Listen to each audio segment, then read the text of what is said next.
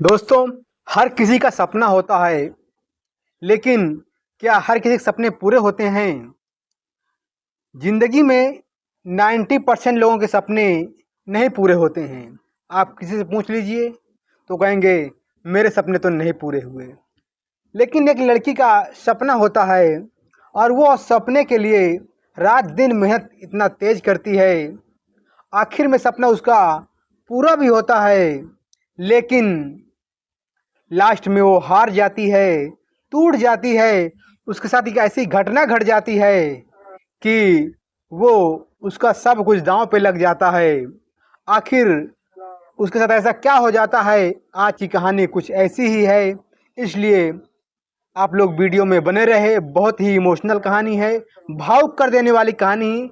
जरूर कुछ ना कुछ आपको सीख मिलेगी इस कहानी से। दोस्तों, एक लड़की का नाम अंजू होता है और वो बिहार के नालंदा जिले की रहने वाली होती है। उसके घर में छठवीं से आगे तक कोई पढ़ाई आज तक नहीं किया था और उसे टीचर बनने का शौक होता है, क्योंकि जब उसके टीचर पढ़ाते हैं कि ये बिहार नालंदा के नाम से इतना फेमस है, नालंदा का विश्वविद्यालय इतना फेमस है कि विश्व से लोग यहाँ पढ़ने आते हैं। जब वो सुनती है कि क्या विश्व से, पूरे देश से लोग यहाँ नालंदा में पढ़ने आते हैं, तो वो सोचती है कि मैं भी अपनी पढ़ाई जारी रखकर मैं भी टीचर बनूं, ताकि मैं भी समझ पाऊँ कि नालंदा में ऐसा क्या चीज़ है कि जो मैं ना जान सकी आज तक। तो इसलिए वो अपनी पढ़ाई आगे पढ़ने के लिए कोशिश करती है, लेकिन घर वालों की इच्छा थी कि 6 से आगे कोई पढ़ा नहीं है, तुम 8 तक पढ़ लीजिए। लेकिन घर की स्थिति, आर्थिक स्थिति इतनी बेकार थी कि वो उनको पढ़ाने में असमर्थ होते हैं। लेकिन लड़की का सपना होता है कि मैं ज़रूर पढ़ूंगी और पूरा करूंगी इसे। तो वो अपने गांव घर में मजदूरी भी खेतों में कर लिया करती थी जाकर जो है। तो घर वाले नहीं मना करते थे, उसकी माता उसको हल्का फुल्का सपोर्ट भी करती थी और वो छोटे छोटे बच्चों को ट्यूशन भी देने लगी थी। उसके बाद अच्छा से जब 8वीं तक पढ़ाई हो चुकी तो घर के लोग अब कहते हैं कि अब तुम्हारा शादी ब्याह कर देंगे, अब नहीं पढ़ाएंगे, अब हमारे बस की बात नहीं है। लेकिन वो ट्यूशन पढ़ाने लगी थी तो कुछ बच्चे आने लगे, तो उससे कुछ आमदनी होने लगी थी। तो घर वाले से कहते ठीक है, आप मुझे पैसे नहीं दीजिए, लेकिन पढ़ने से के लिए मत रोकिएगा, मुझे पढ़ने दीजिएगा। लेकिन वो कहते नहीं, देखिए अब हमें शादी कर देना है, क्योंकि जो है जो हमारी मान मर्यादा बची रहे और हम शादी कर दें, हमारा हम छुटकारा पा जाएं आपसे। लेकिन लड़की कहती कि मुझे, मेरा सपना है कि मैं टीचर बनूं, इसलिए आप जो है हस्तक्षेप ना करिए, मुझे पढ़ने दीजिए। तो उनकी माँ मदद कर दीजिए कि बेटी कर पढ़ना चाहती है तो पढ़ने दीजिए। तो जब माँ का साथ मिल जाता है तो बेटी आगे पढ़ाई जारी लगती है। हल्का फुल्का उसको गाना वाना भी आता था, तो वो कभी कभी जो जागरण में जाया भी करती थी, तो उससे कुछ पैसे मिल जाया करती थी। तो वो हाई स्कूल तक का किसी तरह से कर लेती है। उसके बाद भी जो कोचिंग थोड़ा थोड़ा बच्चे और बढ़ गए थे, 20-25 बच्चे आने लगे थे, उससे कुछ आमदनी थोड़ा सा और बढ़ जाती है, जिससे उसकी फीस की देने के लिए आसान हो जाती है। और गांव घर में कभी कभी मजदूरी भी कर लिया करती थी, कभी कभी जो जागरण में भी जाया करती थी। तो इससे उसके पास पैसे आने लगे थे, तो उसे पढ़ाई में ज़्यादा दिक्कत नहीं होती थी, आसानी से उसकी स्कूल की फीस भर जाया करती थी। जब हाई स्कूल के बाद इंटर कर लेती है, इंटर करने के बाद वो बीए कर लेती है। बीए करने के बाद जो है जब टीटी का एग्ज़ाम करके पास कर लेती है, और वो 2012 में आखिर उसका सपना पूरा हो जाता है। जब 2012 में उसका सपना पूरा हो जाता है और वो टीचर बन जाती है। टीचर बनने के बाद जो है, अब उसके समाज में कोई ऐसा आदमी नहीं था कि उसकी शादी हो जाए। अब उसके माँ बाप के नज़र में कोई ऐसा लड़का था नहीं, कि न पास गांव आस पास में न कोई ऐसे इतना पढ़ा लिखा था। तो अब वो सोचते कि बेटी अपने हिसाब से करेगी, कि वो पढ़ लिख गई, वो खुद शिक्षित है, वो अपने हिसाब से अब वो फैसला खुद ले लेगी, हमें कुछ करना नहीं है। उसका नालंदा जिले के बगल वाले स्टेट में जो है उसकी ज्वाइनिंग हो जाती है, और वो वहीं पे अपना जो है स्कूल में पढ़ाने लगती है। होते करते पढ़ाते पढ़ाते वहीं अपना एक रूम ले लेती है, वहीं रहने भी लगती है। जब वो रूम ले लेती है, रहने लगती है, तो धीरे धीरे वहीं के एक लड़का संदीप होता है, उससे दोस्ती हो जाती है। संदीप जो है बड़े खानदान का लड़का होता है, और उसके पास जो है ठेकेदारी का काम करता था। तमाम उसके पास रोजगार धंधे थे, बड़ा आदमी था। तो इसलिए जो है, और वो लड़की अच्छी खासी टीचर भी थी और पढ़ाती भी थी, और देखने में काफ़ी सुंदर भी थी, इसलिए सतीश उसे पसंद करने लगता है।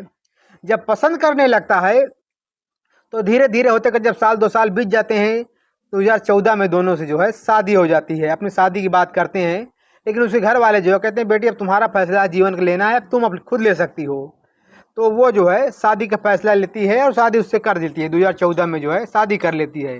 शादी करने के बाद जो है हंसी खुशी से रहने लगते हैं परिवार में।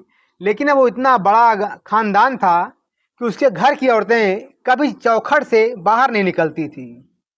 तो धीरे धीरे जब 5-6 महीने बीतते हैं तो उनके सास ससुर उसके पति से कहने लगते हैं कि देखिए हमारे घर का रिवाज है कि आज तक हमारे घर की बहुएं कभी चौखट से बाहर नहीं निकली हैं, और अब इसको भी स्कूल बंद करा दीजिए, ये भी चौखट से बाहर न जाए। फिर जो है वो अपने उसका पति उससे कहता है कि देखिए अब स्कूल में बहुत पढ़ा लिखी चुकी हो, अब बंद करिए, अब ये सब अच्छा नहीं लगता है, हमारे पास पैसे कोई कमी नहीं है। तो वो कहती देखिए मैं इस नौकरी के लिए जी हाथ तोड़कर मेहनत किया हूँ, मैं इसके लिए मजदूरी भी किया हूँ, मैं इसके लिए बच्चों को एजुकेशन पढ़ाई से टीचर शिक्षा भी दिया हूँ, मैं इस पढ़ाई के लिए इस टीचर बनने के लिए यहाँ तक कि जागरण में भी काम किया हूँ रात भर जाग के। तो इसलिए जो है मैं कितनी मेहनत से इसको पाया हूँ और मैं इसे छोड़ नहीं सकती हूँ, क्योंकि ये मेरा सपना है, बच्चों को शिक्षित करना मेरा सपना है और मैं इसे छोड़ नहीं सकती हूँ। तो घर में फिर मनमुटाव होने लगता है। सास ससुर उनको जो है बहुत गलत नज़रों से देखने लगते हैं कि हमारे घर का रिवाज है, हमारे घर का जो है हमारी नाक जो है मट्टी में मिला रही है, हमारी इज्जत को मट्टी में मिला रही है, हमारे घर की बहू बेटियां घर से बाहर नहीं निकलती हैं और ये मास्टरनी बनी है, पढ़ाने जो चल देती है। उसके घर के लोग बहुत गुस्सा होते हैं और उसे बार बार जो है रोकते टोकते हैं। होते करते जब 2015 हो जाता, साल भर बीत जाता, ये नहीं मानती है, तो उसके घर वाले जो है उसका जो पति होता संदीप होता वो शराबी होता है। वो शराब पीता है और धीरे धीरे उससे मार कूट करने लगता है। जब मार कूट करने लगता है उनके पास दबिश देने लगता है। फिर वो अपना स्कूल जो जारी रखती है डेली। एक दिन वो स्कूल जब जाती है तो वहाँ देखती है एक जो टीचर की ज्वाइनिंग होती है, और वो टीचर को जब देखती देखती ही रह जाती है, क्योंकि वो टीचर उसका क्लास फेलो होता है। जब वो 12वीं 11वीं 12वीं में पढ़ाई किए थे साथ में नालंदा में रहकर, तो वहीं उनके साथ वो पढ़ता था, जिसका नाम अजय होता है। और जब वो अपने दोस्त से बताती है, भावुक हो जाती है, रोने लगती है, तो कहती है ठीक है बताइए आखिर बात क्या, आप रो क्यों रही हो। तो जब वो अंजू बताती है कि देखिए मैं यहाँ मेरी ज्वाइनिंग हुई है और उसके बाद मैं अपनी शादी कर लिया हूँ, मेरे पति मुझे मारते हैं, गरियाते हैं, डांटते हैं कि ये शादी नौकरी तुम्हें नहीं करना है, मैं इसके लिए कितनी कड़ी मेहनत करी हूँ, बहुत मशक्क़त करने के बाद आज मुझे नौकरी मिली है, लेकिन मुझे मेरे पति करने नहीं दे रहे हैं।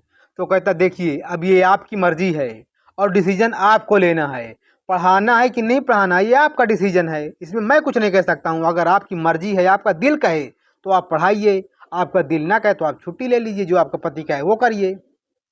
तो वो कहती हैं, अंजू कहती कि देखिए मेरे पति जो है नहीं पढ़ाने दे रहे हैं, लेकिन मेरा जो है जुनून है, मेरा सपना था मैं टीचर बनूं और मैं इसे छोड़ना नहीं चाहती हूँ। तो कहती है जारी रखिए, नहीं छोड़ना चाहती है तो। जब ये कहते हैं सारी बात बता देती है उस अजय से, अपने दोस्त से जो टीचर बन के आता है।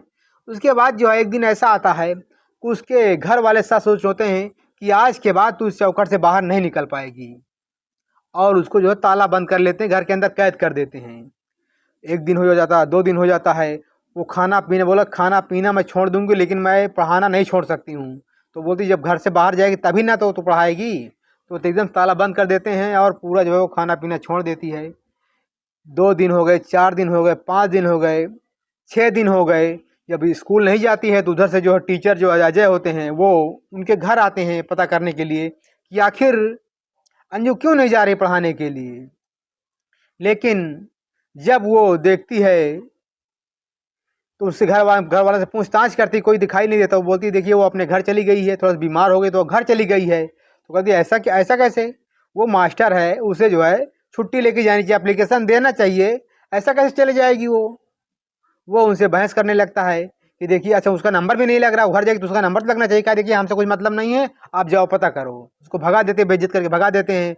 फिर वो अगले दिन जो है कुछ सोचता समझता नहीं, सीधा जो है पुलिस स्टेशन पहुंच जाता है, सारी बातें वहाँ बयां करता है कि वो उनको कुछ ना कुछ जो है कर दिए हैं, किडनैप करके रखे हों, वो जाने नहीं दे रहे पढ़ाने के लिए, और ऐसे नहीं चलेगा, देखिए पढ़ाने तो आना ही पड़ेगा, तो फिर ये छुट्टी ले लें यहाँ से, छुट्टी ले लें। लेकिन जो है जब पुलिस जो है वहाँ उनके घर पहुँचती है एक महिला सिपाही को लेकर 2 सिपाही और एक गाड़ी पुलिस फोर्स पूरी पहुंचती है।